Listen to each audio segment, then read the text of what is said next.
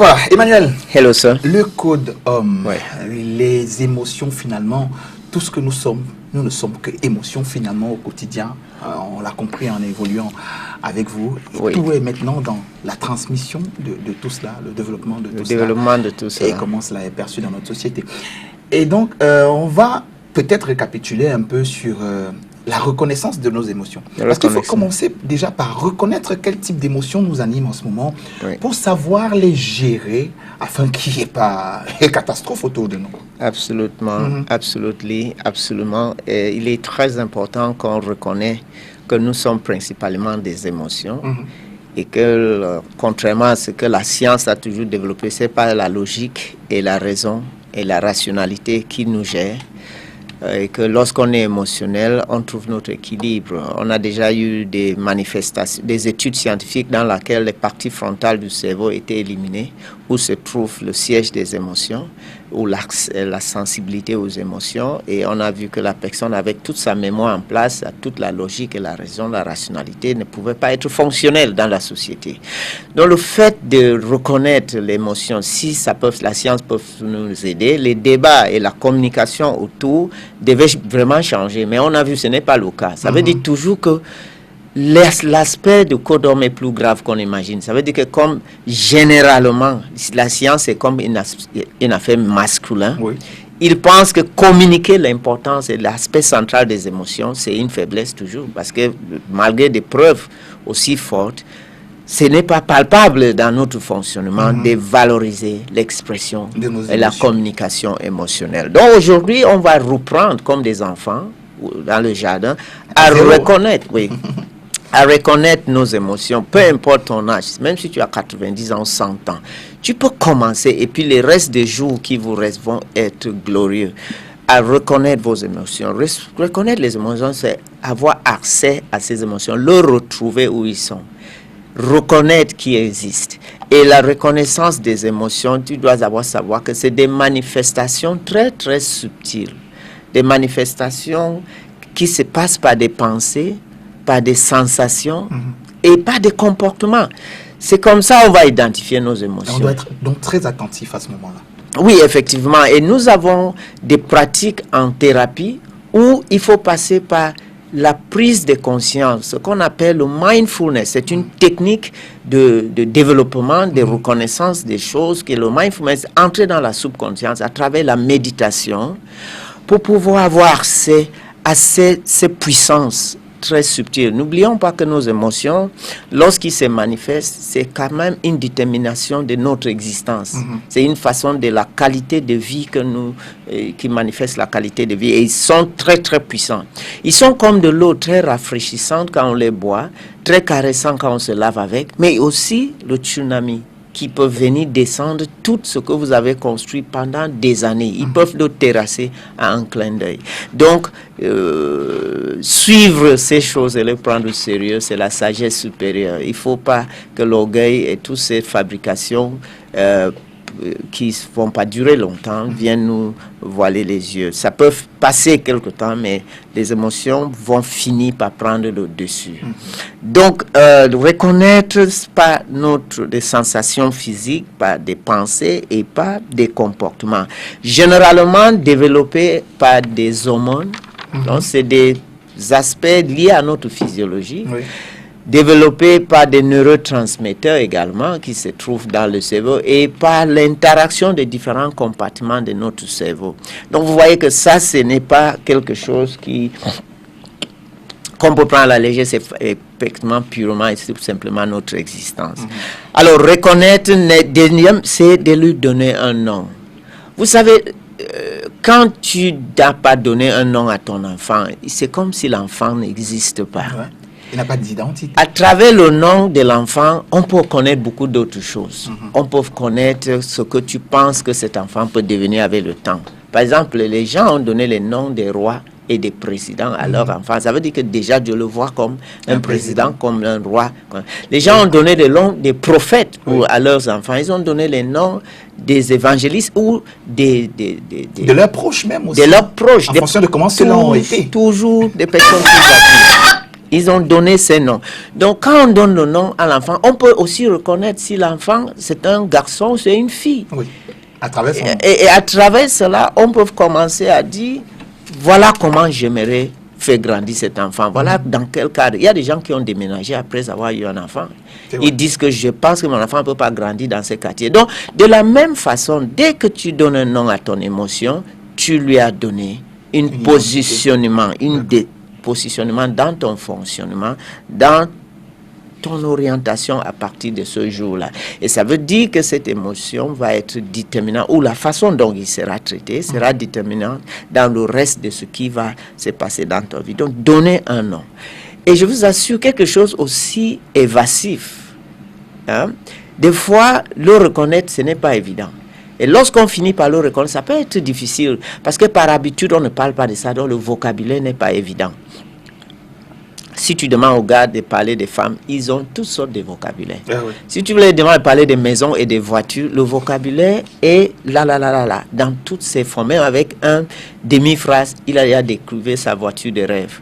Mais quand tu lui dis, parle des émotions, on ne nous a jamais appris à parler à ces choses. Tu demandes à un mathématicien de parler des formules de Pythagore et tout ça, il va développer. Un physicien de parler de Newton, de Einstein, il va te développer ça. Tu lui dis à un fleuriste de parler des choses botaniques, ils vont te sortir toutes les genres et les espèces. Parler des émotions n'a jamais fait partie de notre cursus scolaire, jamais, nulle part. Et donc les vocabulaires sont différents, et donc ça peut mener à des confusions. Et quand la diagnostic est mauvais, ça veut dire que la solution aussi va être compromis. Et alors, il faut qu'on commence à regarder quel nom donner. Nous avons le psychologue Gloria Wilcox qui avait carrément classifié les émotions sur 6 rubriques et fait une carte comme ça en milieu clinique. Tu n'as pas à réfléchir, on t'a déjà facilité la tâche. Bien sûr, c'est comme c'est déjà des références. Oui. Par expérience, et c'est des choses qui sont toujours en travail continu. Il a classifié les émotions sur les rubriques de colère, de tristesse, de la peur, de la joie, de la puissance et de la paix. Donc, on a des situations comme ça où on te donne une carte et tu vois des émotions classifiées sous ces sous-rubriques. Et à partir de ces classifications, tu essaies d'identifier laquelle. Ça peut être associé par la description de ces émotions en termes de quels sont les sentiments. Parce que les émotions sont psychologiques. Non, les émotions sont des manifestations physiques, mais les sentiments sont la perception psychologique de ces émotions. Donc, il est très important qu'on regarde quelles sont les manifestations dans mon corps, qu'est-ce que je ressens, et dire, forcément, c'est la tristesse qui est le nom de cette manifestation. Oh, c'est la joie, ou bien je suis en colère. Parce que des fois, la tristesse et la colère peuvent être mitigées. Donc, il y a des pensées, il y a des sentiments, il y a des comportements, généralement regroupés sur le plaisir et l'absence du plaisir. Donc, il y a généralement j'aime ou je n'aime pas. Par exemple, la joie va être liée à l'aimer et la colère va être à l'absence de plaisir. Donc, quand on voit les 2 rubriques où toutes ces émotions peuvent se classifier, certains nous attirent, d'autres nous repoussent. Alors, tout est reposant peut-être sur une question de bien-être? Bien sûr, parce que c'est notre existence. Donc, comment on se ressent? Comment on le ressent? Oui, comment on le ressent? Non. Est-ce que je suis à l'aise avec ces situations? Est-ce que ça me convient ou pas? La vie est faite de ça. Nos choix, si c'est bon ou ce n'est pas bon. Donc là où quelqu'un pense que c'est mauvais, quand tu penses que c'est bon, tu pars. Donc tu vois un peu. Donc non, ça résume généralement à ça. Donc on va dire que 5 émotions de base, c'est la joie, la peur, la tristesse, le dégoût et la colère. Donc il y a d'autres lectures, mais vous allez voir généralement. Et les sentiments sont des manifestations, des perceptions de ces manifestations émotionnelles, se perçoivent comme dans les sentiments. Et nous avons des sentiments de peur, nous avons des sentiments de colère, nous avons aussi des sentiments de tristesse et de l'excitation, de joie, excès de joie, des choses comme ça. Alors donc, quand vous avez réussi à donner le nom, il y a quelque chose maintenant qui est très, très, très touchant, c'est comment est-ce que je peux communiquer mes émotions. C'est la plus importante maintenant parce que après vous avez parlé de communiquer, je crois que c'est le mot qu'il faut mettre en gras. Oui, tout à fait. Puisque tout est... Comment je vais faire comprendre à l'autre, à ma personne que je choisis depuis longtemps, l'autre, à qui, quand j'ai fini par trouver qui. Ouais. Maintenant, je vais lui faire comprendre de la façon le plus authentique. N'oublions pas que les mots, généralement, sont très limités par rapport à des sensations. Quand tu aimes quelqu'un, tu as le mot « aimer ». Mais je t'assure, dans ce mot « aimer », il y a des émotions, des tonnes.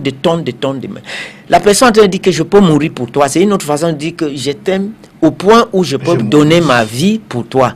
C'est-à-dire, on commence à trouver des mots, mais c'était d'abord aimer.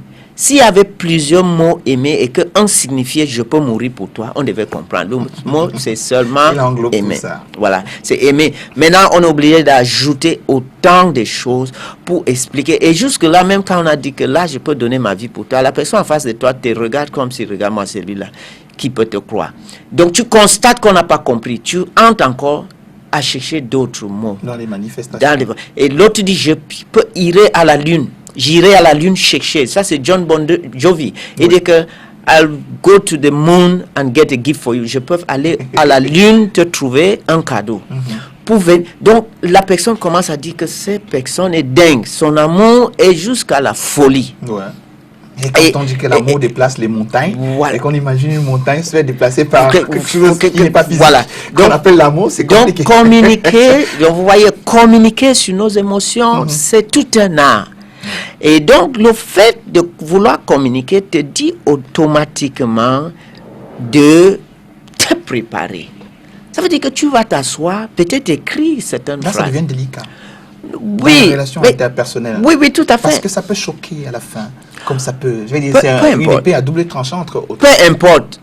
Ta sincérité envers ce démarche, avec cette maintenant une entreprise que tu veux mettre en place. Et donc, il faut que tout soit clair sur sa motivation, sur son objectif, sur tout ce que sa mission, pour sa mission, tu dois être clair. Donc, communiquer veut que on prend du temps à se préparer parce que d'abord l'identifier n'était pas évident. Donc on doit travailler pour le livrer en bonne et due forme à la destination avec une précision décrite comme haute précision. Et donc qu'est-ce qu'il faut d'abord faire? Nous savons que les émotions sont très puissantes. Des fois ça nous a bouleversés. Ça nous a pris le temps de l'accepter, de l'identifier, de lui donner nom. Le communiquer ne doit pas diluer tous ces efforts du passé. Manger tout l'investissement qu'on a mis. Arriver à trouver et être prêt d'aller parler à quelqu'un, c'est tellement d'efforts de briser ton code homme. Maintenant, tu es très vulnérable. Tout cela, tu as ramené le fait à un boule de couscous. Hein? Tu quittes le dur, le fer, ou le rocher à boule, quelque chose de mou, de souple. Et donc, si vous ratez dans la communication, comment peut-on expliquer tous ces efforts que vous avez faits? Donc, préparez-le. Il est très important.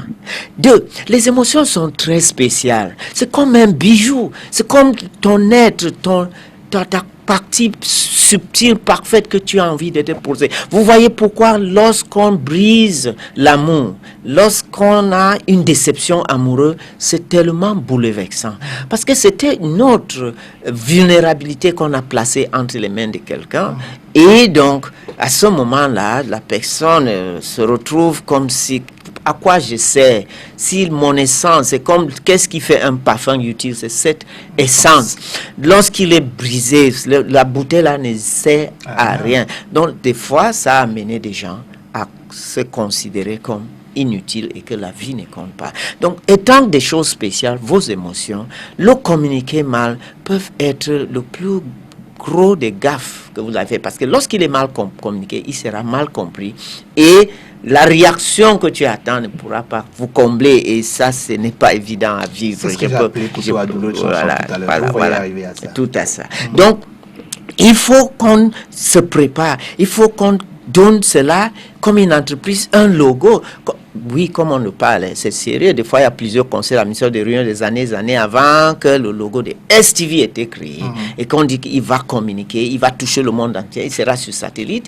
Ça fait des années qu'il continue à le faire. Donc, qu'est-ce qu'il recherche même dans sa façon de communiquer? Parce que ça, c'est super intéressant. Oui, bien sûr. Parce qu'on attend, tout à fait, parce qu'on attend une réaction. Donc, il est aussi dur de communiquer cette profondeur. Donc, on va être prudent sur nos mots. Il faut commencer par dire « aïe »,« je ». Et dans ça, tu dis à la personne « je sens telle chose » en donnant le nom. Commencez par « aïe ». 2, suivez par... Pause. Oui. Aïe. Je sens telle chose. Oui, je ressens. À la personne. Alors, ça veut dire que c'est à la personne en question, pas à quelqu'un d'autre. Non, genre peut-être faire transiter ces non, à la personne. Non, pas du tout. Tu es devant la personne que tu as pris du temps à trouver. Parce que n'oubliez pas, il y a des gens qui nous entourent, à qui je veux me sentir vulnérable n'était pas évident. On a eu à qui? On a fouillé dans nos vies, nos passés, nos présents. N'oublions pas ce voyage. On a regardé dans notre passé qui nous ont marqués. On a regardé dans nos présents qui nous marquent. On a regardé dans le futur où est-ce qu'on va aller. Et on a dit la personne qui peut nous accompagner, c'est elle. Donc devant cette personne, on va dire je. Une chose est certaine, il faut trouver le temps suffisamment. Ne dis pas que à quelques minutes, on se descend du train ou de l'obus, tu commences à lui dire que donc quand tu vas gagner, il y a des jours, non. Trouvez un temps, trouvez minimum pour un sentiment, minimum 30 minutes si tu es la personne la plus pressée, pas moins. Trouvez le temps et un lieu calme, pas dans un endroit bruyant.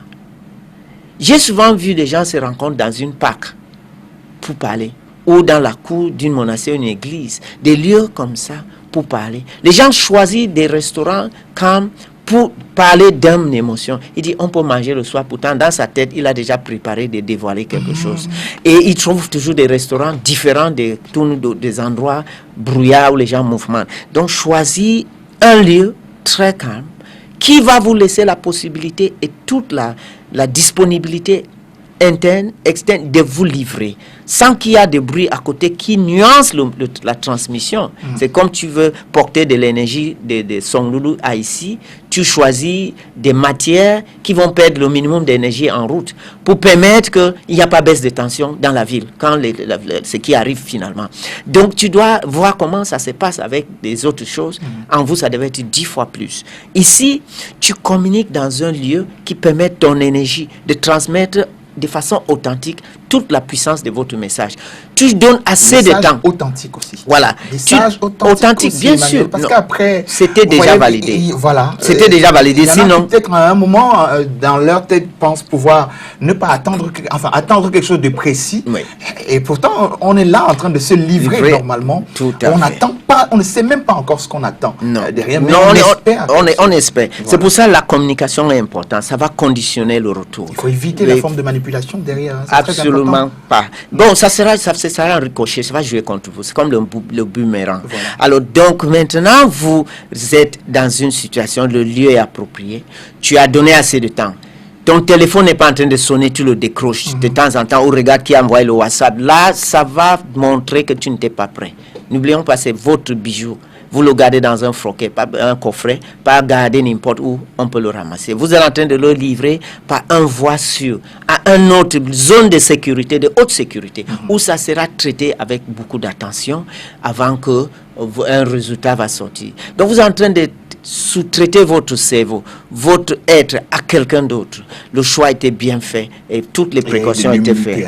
Voilà. Et donc, bien sûr, vous allez communiquer Voici ce que je ressens. 2, vous allez communiquer des situations dans lesquelles ces émotions se manifestent tout le temps.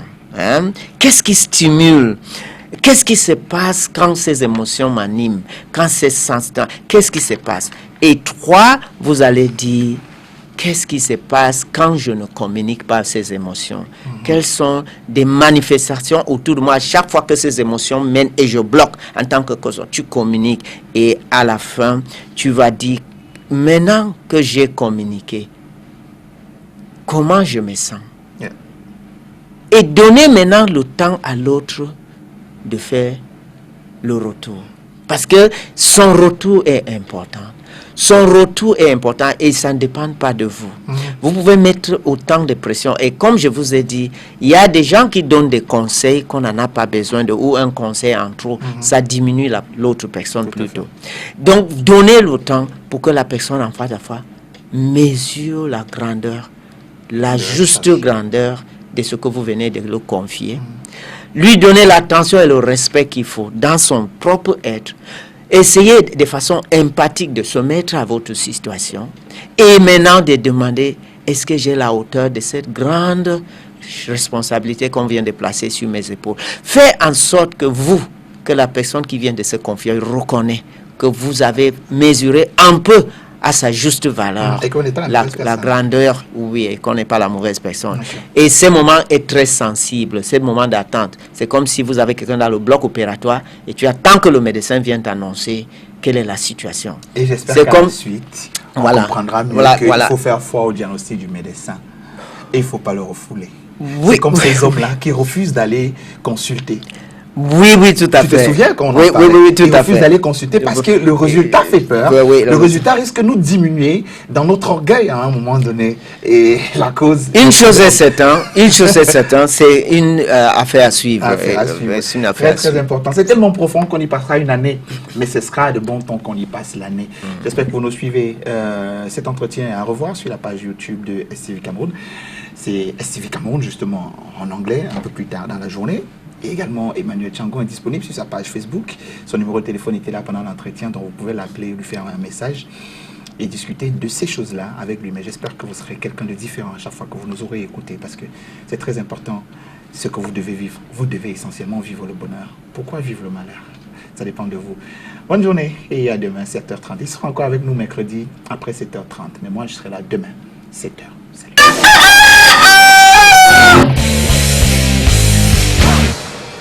Matama. Oba Koyoga. Uti yule. Mbolo. Martin Chobla Mchobla. Soko biwo. Amba. Mena kuna mabuki maholi o. Jana. Agazane hamyofu.